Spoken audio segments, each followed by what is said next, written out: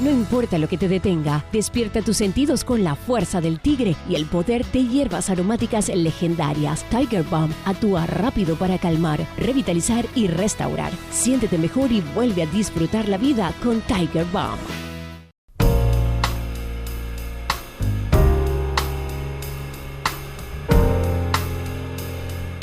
El caminante. La vida que se cuenta en pasos.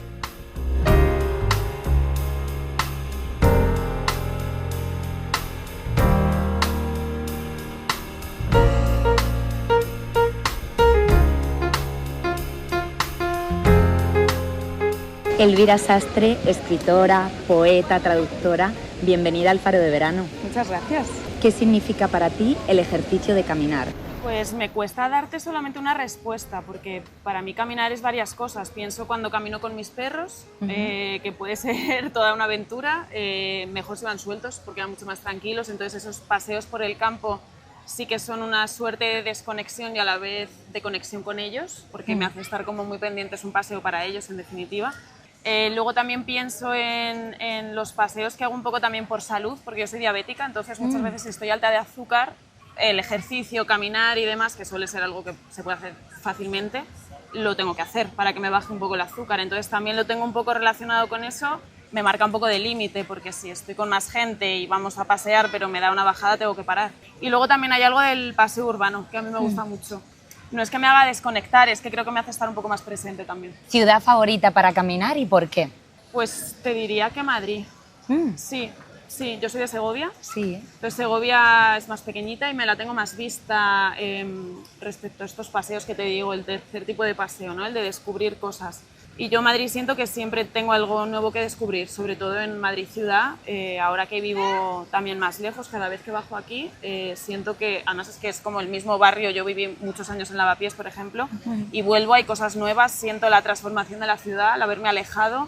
A veces me ahogo un poco, a veces me agobio también, siento que el aire es diferente, pero hay algo en el paseo de Madrid que sé que mire donde mire va a haber algo diferente, nuevo, fuera de la norma, y eso me gusta mucho. ¿Un lugar importante en tu historia? Pues quizá te diría, por no nombrar todos los países en los que he estado, de América Latina, te diría Argentina, Buenos Aires o Ciudad de México, quizá una de las dos ciudades. Buenos Aires tiene una cosa más familiar también porque la familia de mi chica es de allí, entonces he podido pasar tiempo allí, digamos, no solamente de trabajo, aunque haya sido viajes de trabajo.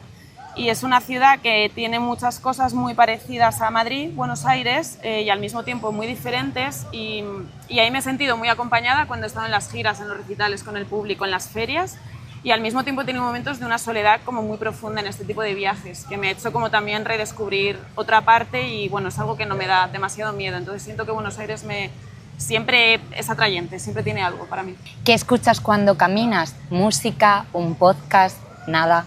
La radio, la SER. Mira. Siempre, sí, siempre tengo la radio puesta, me gusta estar mucho en la actualidad. ¿Con quién te gusta caminar? Pues me gusta caminar con mis perros si están sueltos y luego estos paseos más urbanos me gusta mucho sola, porque también dirijo yo un poco donde voy, pero con mi chica también los disfruto mucho cuando estamos de viaje. ¿Con qué personaje histórico compartirías camino? Pues mira, te diría con Almudena Grandes. Sí, además tengo un recuerdo de ella, de la última vez que la vi, además, que fue en una manifestación del 8M, y recuerdo que la vi y me acuerdo perfectamente de la imagen de verla alejarse, ¿no? De ella salir de la manifestación y ver cómo se iba paseando con otra amiga y ya se perdió por ahí, ¿no? Y tengo esa imagen como muy grabada cuando pienso en ella y bueno, siempre los momentos que compartimos fueron de estar callada, escucharla y aprender. Con pocas palabras, ¿cómo definirías el camino de tu vida hasta llegar aquí? Quizá te diría que es impredecible. No sabía que iba a ser así. Mucha sorpresa, mucho trabajo también, mucho esfuerzo, pero nunca jamás, no soy una persona de tener grandes expectativas en la vida, entonces todo lo que me sucede me asombra. Entonces, muy agradecida también por eso. Te iba a preguntar hacia dónde quieres caminar vital y profesionalmente, pero creo que liga con esta respuesta que me has dado. Sí, aspiro casi que te diría emocionalmente a una vida lo más tranquila posible, con calma, siempre con perros y siempre con algún árbol cerca, con un poquito de sombra, más ahora. Algo tranquilo, sí, con mi familia, con mis amigas que estén cerca también y poco más. ¿Qué te parece el rumbo, el camino que está cogiendo el mundo? Horrible, claro. Creo que parte de esta necesidad o de este sueño, de esta aspiración a vivir tranquila, contrasta un poco con eso, ¿no? Con el caos que hay fuera. Creo que cuando era más joven quizá tenía más energía para ser más combativa, ¿no? Y decir, me quedo aquí, intento, no sé bien cómo cambiar el mundo, y ahora sí que por momentos digo, bueno, si esta es la deriva, prefiero aislarme, prefiero irme a otro sitio, que no me molesten, estar con mi gente. El otro día hablaba con una amiga, digo, yo aspiro a que me dejen en paz, la verdad. Un poco así. Lo que pasa es que luego tengo una parte realmente combativa que siempre está muy despierta, muy activista y que, bueno, me equilibra un poco. Yo siempre tengo esa dualidad, soy muy Géminis para eso. Entonces, bueno, me parece terrible, ¿no? Cuando no lo ha sido también. Creo que no hemos alcanzado el progreso que todos necesitamos y que merecemos, pero bueno, ahora mismo la cosa da bastante miedo y al mismo tiempo también guardo bastante esperanza porque confío mucho en la generación, en los Z, en la gente joven, porque siento que tienen un discurso formado, siento que son combativos, que no se conforman y que tienen toda esa energía y toda la fuerza para bueno, conseguir un mundo mejor. Entonces tengo mucha confianza en ellos y creo que en los momentos de terror, de guerras, de injusticia, de violencia, de agresión, también florece mucha gente que es muy buena. Entonces también mi confianza está puesta ahí. Pues con todo esto, ¿caminamos? Caminamos.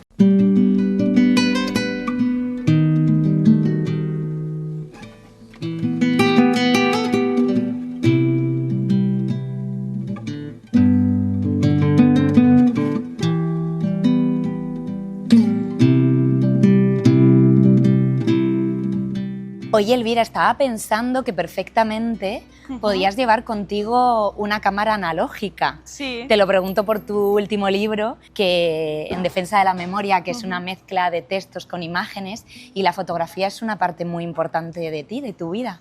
Sí, la verdad que se ha convertido en algo muy, muy importante en los últimos años y es verdad que podría ir con ella, lo que pasa es que pesa mucho y tengo como algunos bolsos en los que cabe, pero tengo que asegurarme de que puedo ir cargando. La suelo llevar siempre en los viajes y si sé que voy a ir a un sitio que, bueno, que quiero fotografiar o lo que sea, pero tampoco cargo con ella todos los días porque si no me da algo en la espalda. ¿Te has planteado alguna vez hacer cine? No, la verdad que no, me parece complicado. Porque te gusta el cine, sí, te gusta la fotografía, te quedas con los detalles que nos rodean, además como escritora también, a lo mejor en algún momento. Sí, si me trabajo la confianza un poco en mis posibilidades, más allá de lo que ya hago, quizá, no lo sé. A mí me encanta el cine, me lo disfruto mucho. Es otro, de nuevo, un momento para desconectar y conectar. Es que esta cosa como no termina de gustarme a mí ese verbo, pero bueno, de estar en otro sitio en el que estamos siempre. Me pasa eso con las pelis, ¿no? Esa capacidad de viajar, de vivir otras vidas, es muy parecido a la lectura al final. Aprendes cosas, vives las vidas de otros personajes, entras, sales de ellos. Me parece algo increíble y a mí este tipo de película más pausada, más costumbrista, me encanta.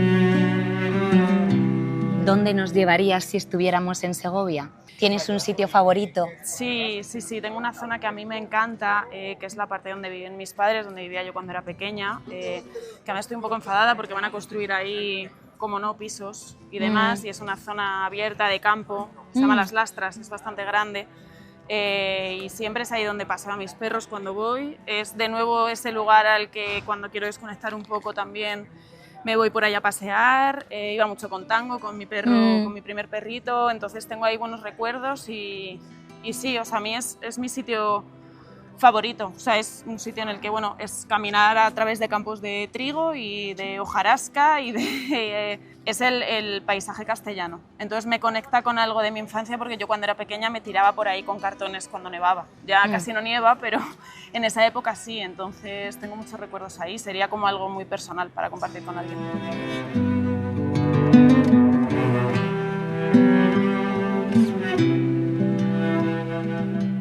¿Cómo era la Elvira que vino a estudiar a Madrid?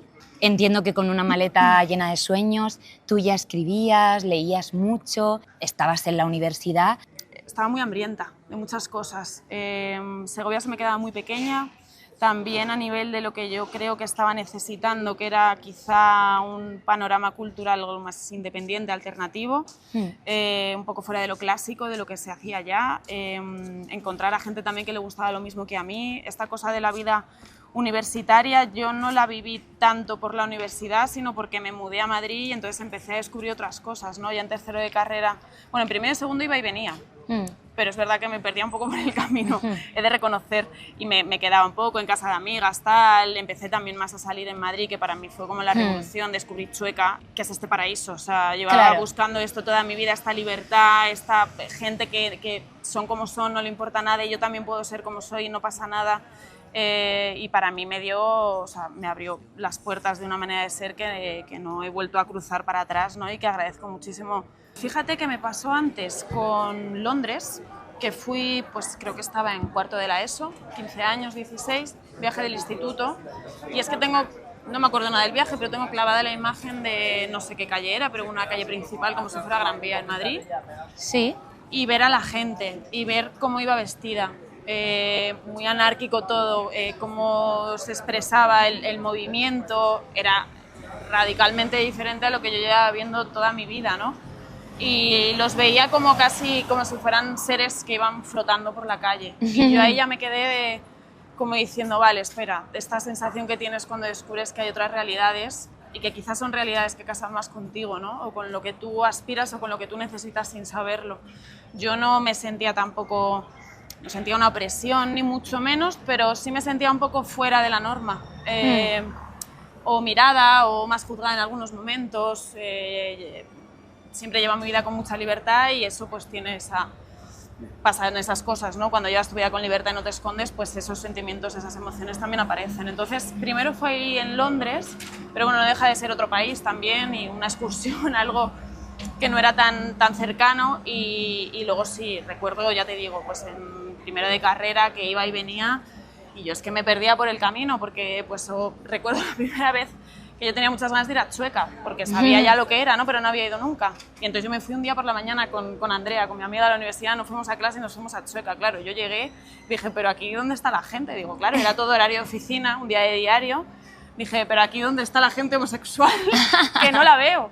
Y entonces ahí sí que fue como, vale, espera. Y luego ya entendí, ¿no? Y también nos perdíamos mucho por el Retiro, íbamos a la Cuesta del Moyano, nos comprábamos libros por €1, un helado barato y nos tirábamos a leer en el césped. Recuerdo que iba mucho a los Diablos Azules, que ahí conocí a Benjamín, a Luis García Montero, empecé a escuchar poesía, iba en Libertad también, conocí mucha música de autor, cantautores, demás, entonces la poesía ahí digamos que apareció y yo de repente empecé a escribir muchísimo, o sea, todo lo que venía de escribir cosas, pero ahí fue como...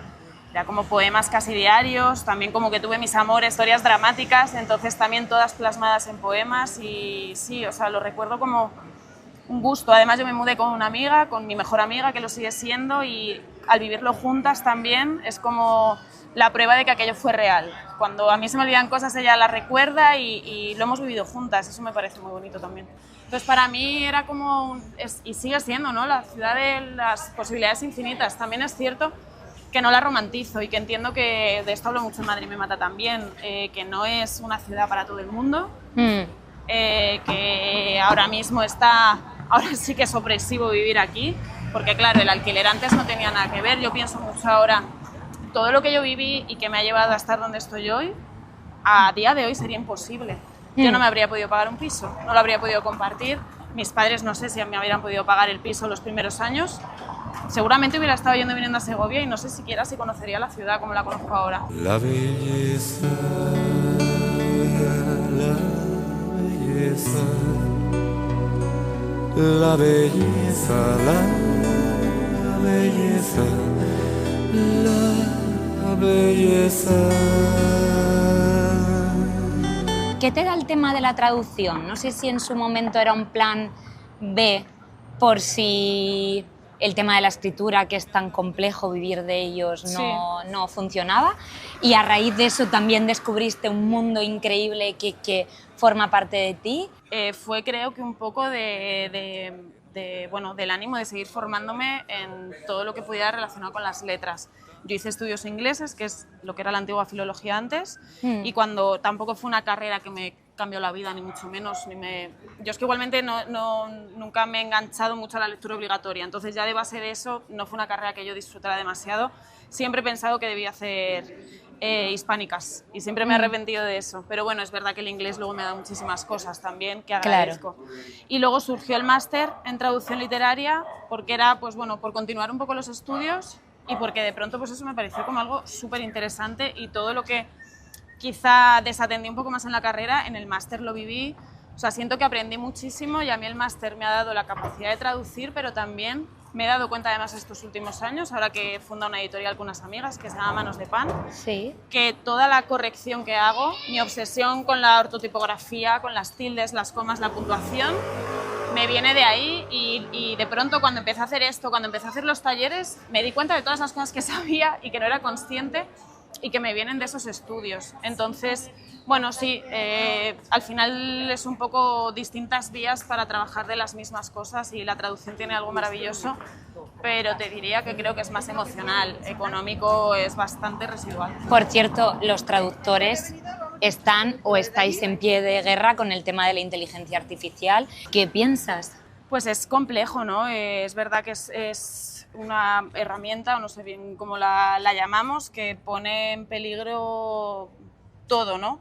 Porque no es tanto la herramienta en sí, es quién está detrás y cómo se usa y qué limitaciones tiene. Me recuerda un poco a las redes sociales, al final es una herramienta maravillosa, pero sin control, sin límites, sin atención, sin todo tipo de cosas, pues pasan las cosas que ya vemos hoy en día. Entonces, con la inteligencia artificial creo que es un poco lo mismo. Siento que para cosas como, por ejemplo, pienso en avances médicos, me parece algo maravilloso, pero para mí la base tiene que ser siempre que sea accesible a todo el mundo. Entonces nos estamos encaminando a un sitio donde solamente los que tienen privilegios van a poder acceder a esas mejoras, o va a ser algo abierto a todo el mundo. Ahí la respuesta está en quién está detrás de estas herramientas, y en la cultura es lo mismo. Yo cuando veo las portadas que están hechas con inteligencia artificial me da muchísima pena. O sea, me parece que es una persona que no está trabajando y es un talento que no está trabajando, y además es que se ve, se percibe, sí. Es como lo que está escrito, lo que está traducido, no son herramientas perfectas, se nutren del contenido humano, pero no razonan, entonces eso se ve,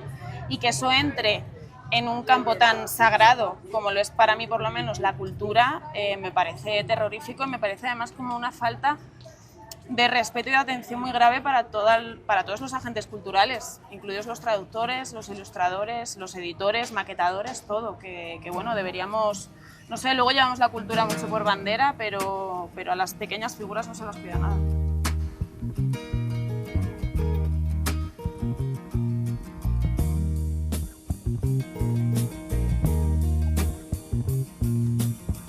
We were born before the wind,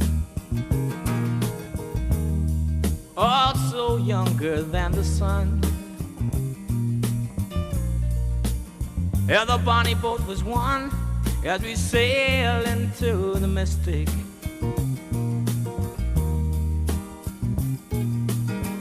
I can now hear the sailors cry.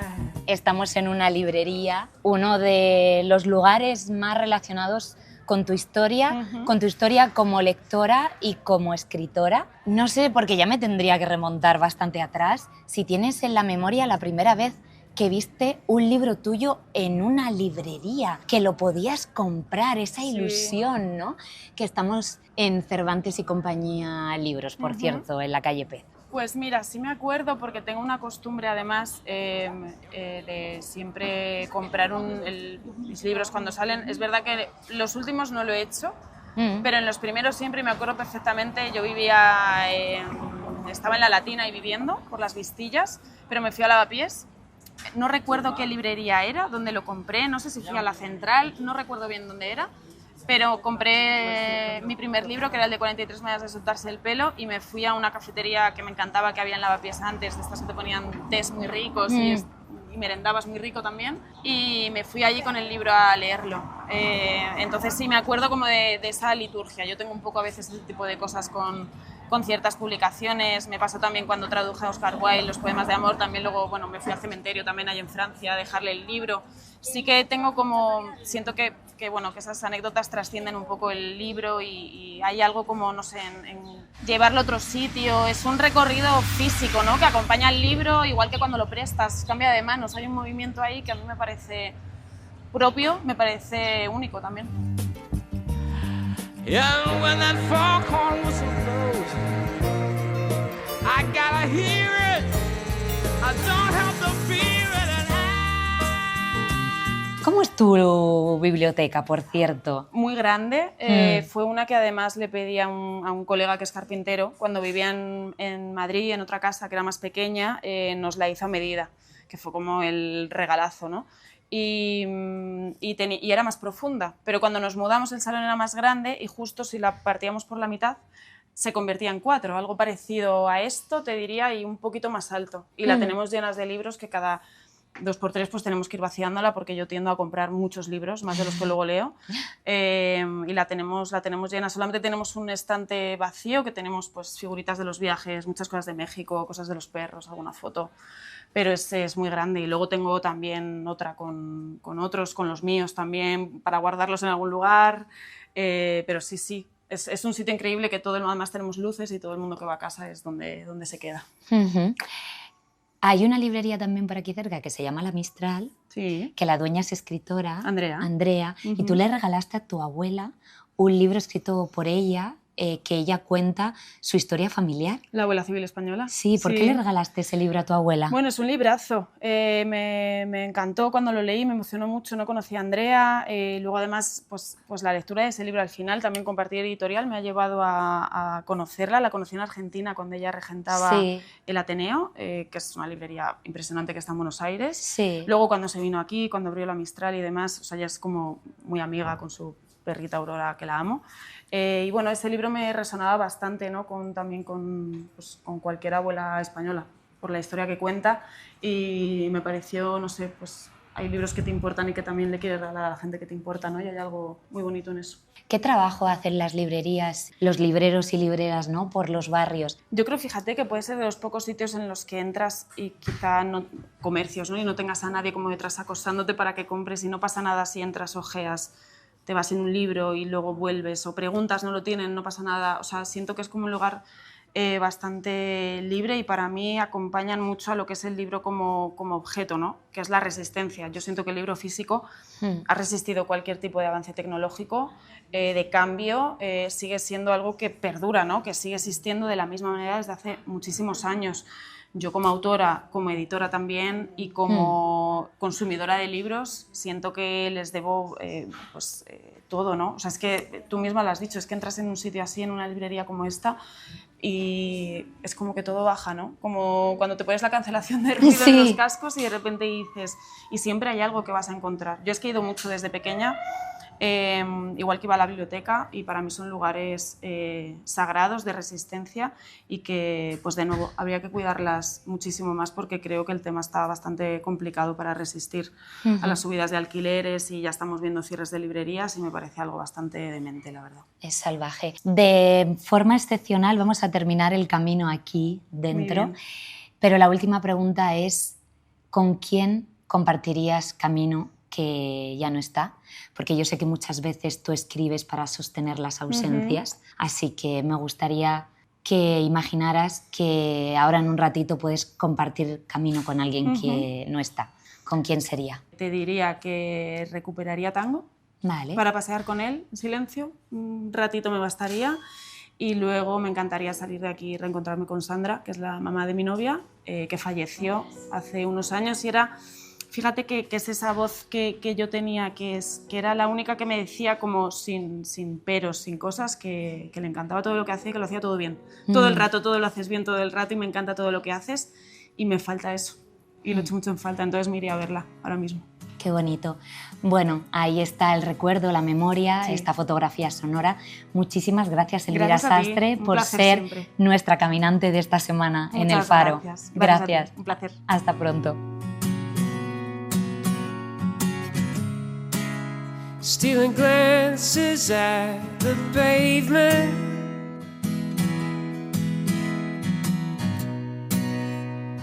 The way comes too soon.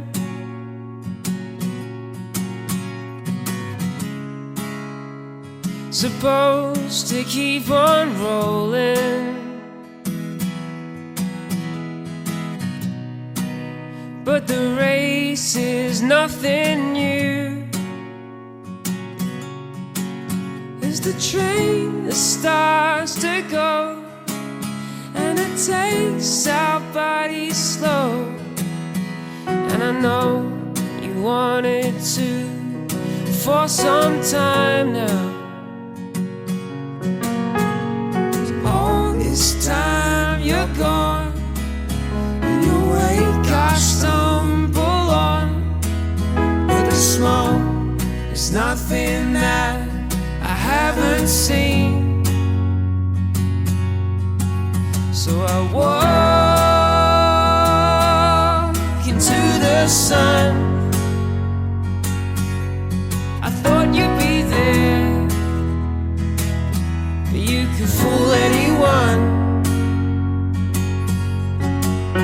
In the red water dust, well, I see you soon. Or did we move on?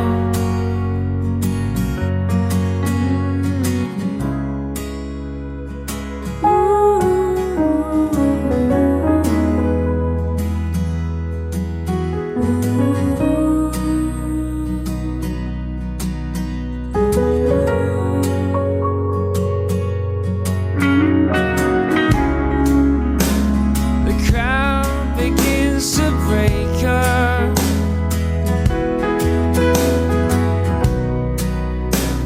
They're calling their goodbyes.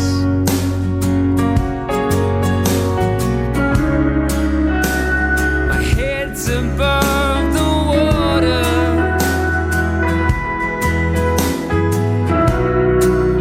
but I'm drowning in your eyes.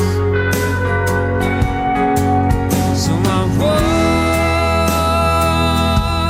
into the sun.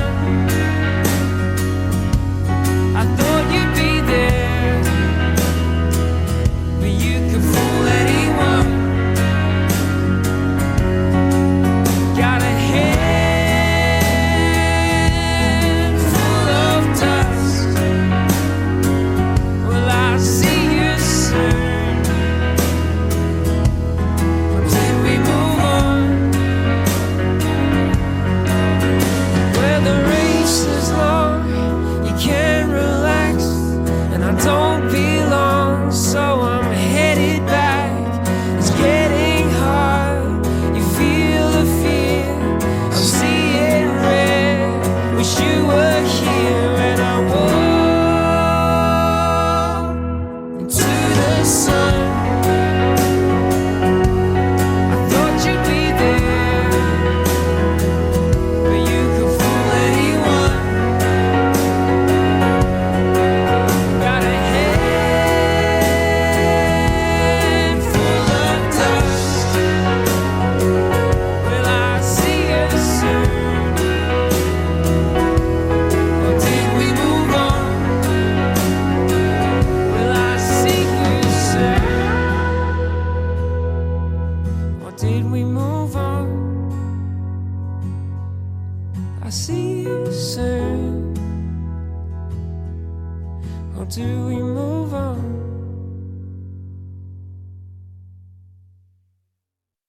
No importa lo que te detenga, despierta tus sentidos con la fuerza del tigre y el poder de hierbas aromáticas legendarias. Tiger Balm actúa rápido para calmar, revitalizar y restaurar. Siéntete mejor y vuelve a disfrutar la vida con Tiger Balm.